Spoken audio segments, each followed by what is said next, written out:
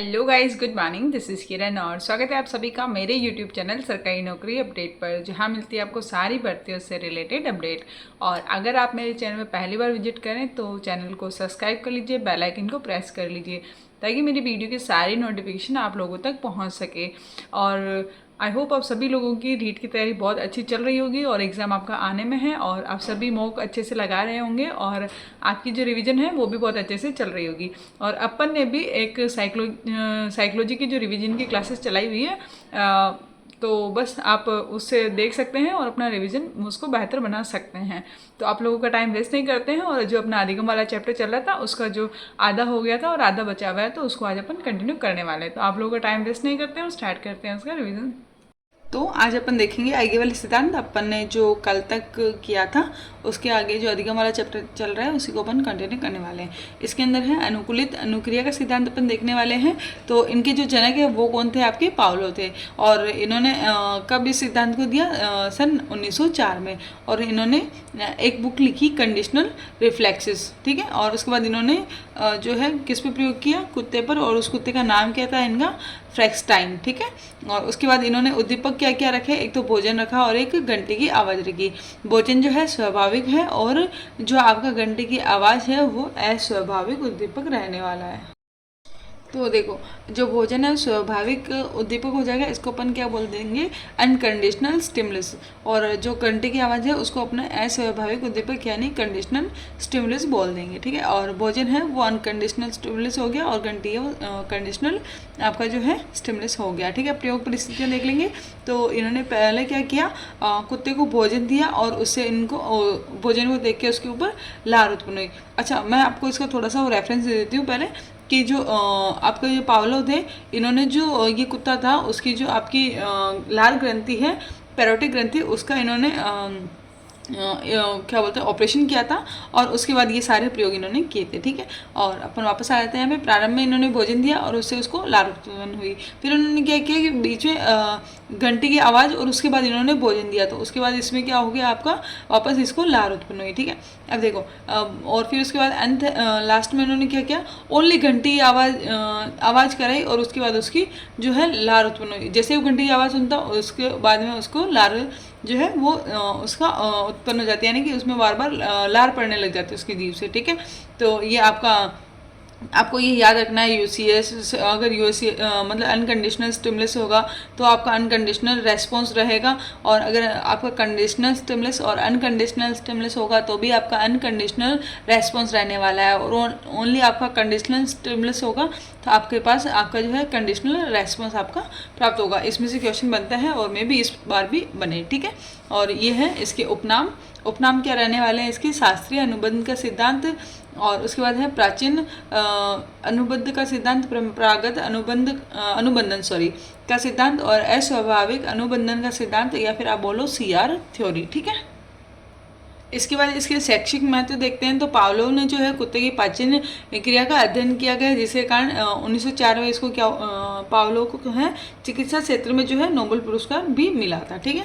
उसके बाद है इन्होंने क्या किया था? लाल ग्रंथि पैरोटिक ग्रंथि का ऑपरेशन किया था, ये मैंने आपको पहले ही बता दिया था। और ये जो है सिद्धांत वो श्रव्य व दृश्य सामग्रियों का प्रयोग जो है वो इसी सिद्धांत पर आधारित है। और इसके अंदर जो भय तथा आदतों का विकास होता है। फिर इसमें जो जैसे भय, कैसे सर्कस में जो जानवर होते हैं वो करतब वगैरह दिखाते हैं, फिर उस पर जो बंदर का मदारी के उस पर आवाज़ पे जो आपका बंदर डांस करता है वो सब इसी पर आधारित है। और जो वॉटसन है, इन्होंने भी अपने पुत्र जो अल्बर्ट थे उनकी 11 माह के उनके ऊपर भी इन्होंने प्रयोग किया था, ठीक है। उसके बाद आपका इसमें विशेष पद कौन कौन से रहने वाले हैं? विलोपन, विभेदन और साहचर्य या फिर स्वतः पुनरावृत्ति। अब देखो, विलोपन में क्या होता है कि जैसे बार बार आपने घंटी की आवाज़ बनाई, अगर आप उसको खाना नहीं दोगे तो जो उसके अंदर जो है लार वाली जो क्रिया है वो आना बंद हो जाएगी। वो ऐसे सोचेगा कि ये ओनली घंटी बजा रहे हैं, ये मुझे खाना नहीं दे रहे। विभेदन, अब देखो दो अलग अलग उद्दीपकों के मध्य अंतर, जैसे कि यहाँ वाली घंटी तो अलग थी उसके ना जो पिंजरे वाली, और एक आपका जो स्कूल वाली घंटी हो गई या फिर कुछ भी दो चीज़ें हैं, उनके अंदर डिफरेंस को क्या बोल देंगे अपन, विभेदन। अब साहचर्य स्वतः पुनरावर्तन क्या होता है, दो उद्दीपकों के मध्य संबंध स्थापित हो जाना क्या हो जाएगा, साहचर्यता। ठीक है। और उसके बाद अपन अगला सिद्धांत देखते हैं अपना, क्रिया प्रसूत अनुबंध का सिद्धांत। इसके जो जनक है वो कौन थे, स्किनर थे। कहाँ के थे, अमेरिका के। और इन्होंने कब दिया, 1938 में। और इनकी जो बुक थी वो कौन सी थी, वर्बल बिहेवियर। ठीक है। और इन्होंने जो प्रयोग है वो किया था सफ़ेद चूहे और कबूतर पे। अब देखो, इन्होंने उद्दीपक नहीं लिया। अपन ने पहले जो जितने भी 3 सिद्धांत पढ़े थे कल और आज वाले मिला के, उनमें इन्होंने सबने क्या लिया था, उद्दीपक लिया था। लेकिन अब जो स्किनर है, इन्होंने उद्दीपक की जगह क्या यूज़ में लिया, पुनर्बलन यूज़ में लिया। अब देखो, ये मैंने यहाँ गलत लिखा।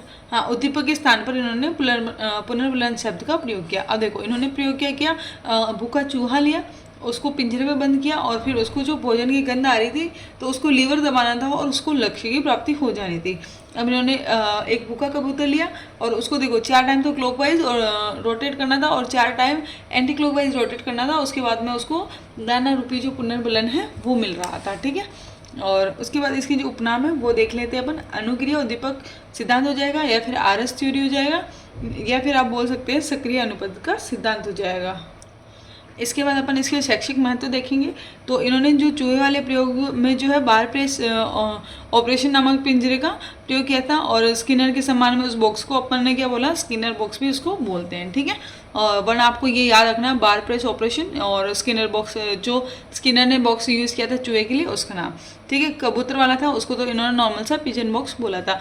अब देखो, ये भी सीखने के सिद्धांत पर आधारित है, और इसमें क्या है, प्राथमिक व माध्यमिक दोनों स्तर की कक्षाओं के हेतु उपयोगी होता है। ठीक है। ये सिद्धांत है किस किस पर उपयोगी होगा, प्राथमिक व माध्यमिक कक्षाओं पर। पुनर्बलन चाहे कैसा भी हो, लेकिन अगर तत्काल दे दिया जाए तो उसका प्रभाव है ज़्यादा देर तक रहता है, अन्यथा उसका जो प्रभाव है वो खत्म होने लगता है। ठीक है। उसके बाद अपन देखते हैं पुनर्बलन। पुनर्बलन क्या होता है, ऐसे कारक जो अनुक्रिया की दर को प्रभावित करते हैं। देखो, पुनर्बलन या तो आपकी जो चीज़ें कर रहे हो उसको बढ़ाएगा या फिर उसको घटाएगा। ठीक है। तो अब देखो, कौन कौन से होते हैं, सकारात्मक और नकारात्मक। सकारात्मक आपके मान सम्मान पद और बहुत सारी चीज़ें इसमें आ जाएगी, और नकारात्मक आपके दंड हो गया, तेवर प्रकाश और ये सारी चीज़ें इसके अंदर आ जाएगी। ठीक है।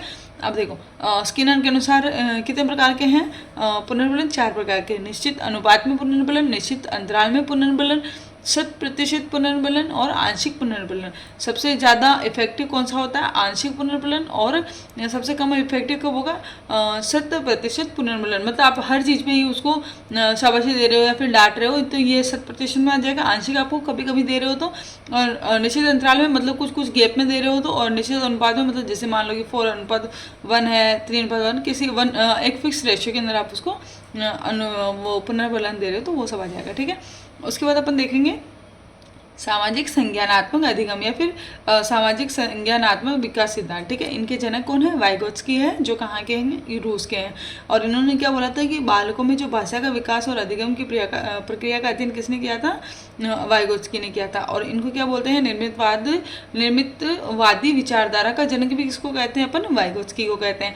वाइगोत्स्की ने क्या बोला था, भाषा विकास है इनका आधार किसको माना, समाज को। और जो जीन पियाजे हैं उन्होंने भाषा विकास का जो आधार है वो किसको माना, बालक की उम्र को माना। ठीक है। और ये बहुत ज़्यादा इंपॉर्टेंट है, इनसे क्वेश्चन बन सकता है। ऐसे ही एक और है, वो मैं आपको आगे बताऊंगी। अब इनके उपनाम देख लेते हैं। तो उपनाम हो जाएगा इनका सामाजिक सांस्कृतिक विकास सिद्धांत, या फिर समीपस्थ विकास का सिद्धांत। ठीक है।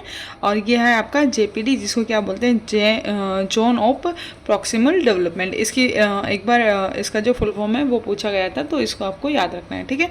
और भाषा विकास के प्रकार कितने बताए थे, वाइगोत्स्की ने 2 प्रकार बताए थे, एक तो आंतरिक और बाह्य। आंतरिक में आपके जो आप जो सोच विचार आप करते हो मन में वो सब आ जाएंगे, और बाह्य जो आप बोलते हो वो वाले विचार आ जाएंगे। तो मैं पहले इसकी बात करी थी कि जो आगे है मैं बताऊंगी। तो देखो, वाइगोत्स्की ने क्या बोला था कि विचार पहले आए थे और भाषा बाद में आई थी, और जीन पियाजे ने क्या बोला कि पहले भाषा आई थी और विचार है जो बाद में आए थे। अब देखो, वाइगोत्स्की ने एक वर्ड का यूज़ किया था, उसको क्या बोला था इन्होंने, स्केट फोल्डिंग। स्केट फोल्डिंग क्या होता है, सहारा प्रदान करना। बहुत सी बार पूछ लेते हैं स्केट फोल्डिंग का अर्थ क्या होता है। ठीक है। और देखो, वाइगोत्स्की के अनुसार जो है खेल के द्वारा ही ज्ञानात्मक, भावात्मक और क्रियात्मक विकास हो जाता है। ठीक है। तो एक बहुत सी बार क्वेश्चन आ जाता है कि किसने बोला था कि खेल के द्वारा तीनों जो भावात्मक, ज्ञानात्मक और क्रियात्मक है इनका विकास होता है, तो वो हो जाएगा आपका वाइगोत्स्की। ठीक है। उसके ओके, तो अब अपन देखने वाले हैं सामाजिक अधिगम का सिद्धांत, जिनके जनक कौन थे? अल्बर्ट बांडुरा थे। कहाँ के थे? कनाडा के थे। और इन्होंने बुक लिखी है सेल्फ एफिकेसी और social foundation of thoughts and action, ठीक है। और इन्होंने ये सिद्धांत कब दिया? 1965 में, ठीक है। और इन्होंने प्रयोग किस पे किया? बालक पे, ब्रोवो जो इनकी डोल थी, ब्रोपोडोल और चोकर पे, ठीक है। अब इन्होंने क्या बोला कि इन्होंने उद्दीपक भी नहीं माना, इन्होंने पुनर्बलन भी नहीं माना, और इन्होंने क्या बोला कि अनुकरण। ये बोल रहे हैं कि जो बच्चा है वो किससे सीखता है? आपका अनुकरण से सीखता है, ठीक है। अब देखो इन्होंने जो प्रयोग किए इन्होंने बहुत सारे बालकों का समूह लिया और उनको क्या एक डॉक्यूमेंट्री मूवी दिखाई। अब जो बालक है वो उस जो डॉक्यूमेंट्री है उसको अच्छे से देखते हैं, उसमें जो व्यवहार होते हैं उनका निरीक्षण करते हैं और उसके बाद में उसी की तरह व्यवहार करते हैं, ठीक है। और इसके बाद है इन्होंने बालक लिया, इसको ब्रोवोडोल को दिखाया और ब्रोवोडोल को जैसे उसको मार के बताया, तो उसके बाद जो बालक है वो भी उसका अनुकरण करके और उस डोल को मारता है, ठीक है। उसके बाद देखते हैं अपन इसमें शैक्षिक महत्व, तो जैसा समाज वैसा व्यक्ति, मतलब जैसा इंसान देख के बड़ा होएगा वैसा का वैसा ही आपका जो इंसान है व्यक्ति है वो आगे व्यवहार करेगा, ठीक है। और इन्होंने बोला था कि जो बालक है वो केवल अनुकरण के द्वारा सीखता है, ठीक है। अब इससे पहले जो है वाइगोत्स्की ने क्या बोला था कि बालक जो है कि खेल के माध्यम से सीखता है, और जो बांडुरा जी है इन्होंने क्या बोला कि जो बालक है वो किससे सीखता है? आपका अनुकरण से सीखता है। इन्होंने 4 पद दिए, कौन कौन से? मॉडल का अवलोकन, व्यवहार को मस्तिष्क में धारण, व्यवहार है उनको जो मस्तिष्क में धारण, और पुनरावृत्ति और पुनर्बलन प्राप्ति से सामाजिक अधिगम। ये आपसे वो पूछते नहीं है लेकिन आपको एक बार याद होना चाहिए। इसके बाद देखते हैं अपन पुनर्बलन का सिद्धांत। ये किन्होंने दिया था? क्लार्क एल हेलन ने दिया था। और ये कहाँ के थे? अमेरिका के थे। इन्होंने बुक कौन सी लिखी? Elements of behaviour. और इन्होंने जो अवधारणा है वो कब दी? 1915 में। और इन्होंने व्याख्या कब की? 1952-53 में। इन्होंने जो प्रयोग है वो किस पे किया? चूहे पे किया। और इन्होंने उद्दीपक भी नहीं माना, इन्होंने अनुकरण भी नहीं माना, इन्होंने पुनर्बलन और आवश्यकताएं, इन 2 चीज़ों को माना, ठीक है। इन्होंने प्रयोग परिस्थितियाँ देख लेते हैं। भूखा चूहा था, उसको भूल भुलैया में छोड़ दिया और जो है उसको भोजन की गंध आई और उसने सही रास्ता खोजा और उसको भोजन लक्ष्य की प्राप्ति हो गई। इसके उपनाम क्या रहने वाले हैं? सबलीकरण का सिद्धांत हो जाएगा, प्रबलन का सिद्धांत हो जाएगा, यथार्थ अधिगम का सिद्धांत हो जाएगा, चालक न्यूनता का सिद्धांत हो जाएगा, या फिर SOR थ्योरी आप इसको बोल सकते हो। इसके अंदर है जो उद्दीपक और आपकी जो उद्दीपक और आपका जो रेस्पॉन्स है, मतलब स्टिमुलस और जो आपका रेस्पॉन्स है उसके साथ साथ इसमें प्राणी भी होता है, ठीक है। और ये देखो उद्दीपक, प्राणी और अनुक्रिया के सिद्धांत भी इसको कहते हैं, ठीक है। और इसके बाद है अपना अधिगम का क्षेत्र या फिर अधिगम का वातावरण या फिर अधिगम का आप बोल लो तल रूप सिद्धांत बोल लो, ठीक है। इनके जनक कौन है? कोटलेविन है। और ये जो गेस्ट्रोल वाले हैं उनमें से हैं।